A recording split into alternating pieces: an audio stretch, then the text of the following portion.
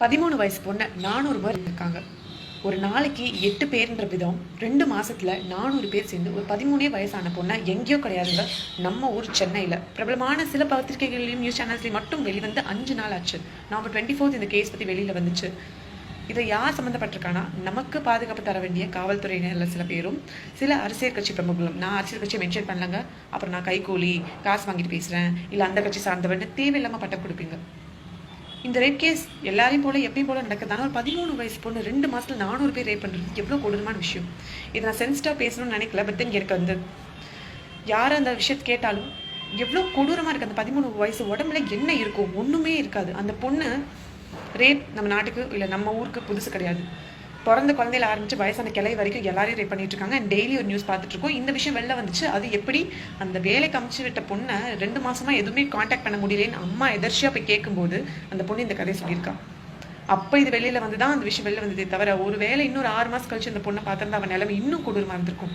இந்த விஷயத்த வெளில சொல்றதுனால ஜஸ்டிஸ் ஃபார் ஹேஷ்டேக் ஓய்வு கிடைக்குமானா இல்லை, பெண்களுக்கு நடக்க போற அவலம் நிறுத்த போகணும்னா இல்லை.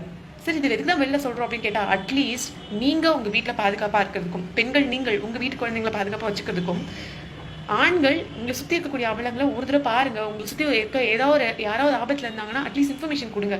At least be protective. நம்ம சுற்றி இருக்கக்கூடிய என்விரான்மெண்ட்டில் ப்ரொடெக்டிவாக வச்சுக்கோங்கன்ற ஒரு சின்ன அவேர்னஸ் கிரியேட் பண்ணுறதுக்காக திருப்பி ரேப் கேஸ் பற்றி மறுபடியும் பதிவு செஞ்சுக்கிட்டே இருக்கும். எங்கேயோ நடந்ததுதான் பரவாயில்லன்னு சொல்லிட்டு தலைநகர் டெல்லியில் நடந்த ஒரு ரேப் கேஸ் வந்து உலகத்தையே ஒரு நிமிஷம் சம்பிக்க வச்சது. யாரும் அந்த நிர்பயா கேஸை மறந்துருக்க முடியாது. இது இந்தியாவோட தலைநகரம்.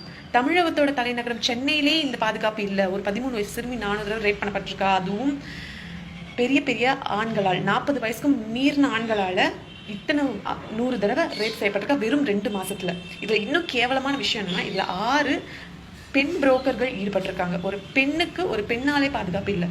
தயவு செஞ்சு ஒரு குழந்தைக்கு நடந்த அவலத்தை உங்க கூட ஷேர் பண்றது மூலியமா ஏதோ ஒரு வகையில நம்ம வீட்டுக்கு முன்னாடி ஒரு பொண்ணு இனிமே விளையாண்டானா இந்த பொண்ணுக்கு எதுவும் ஆகக்கூடாதுன்னு மற்றவங்க அட்லீஸ்ட் அந்த ஒரு மனநிலைமையோட பார்ப்பாங்கன்ற ஒரு காரணத்துக்காக தான் இந்த பதிவு செய்ய தவிர எனக்கு இதுல ஒரு ஆதாயமும் கிடையாது.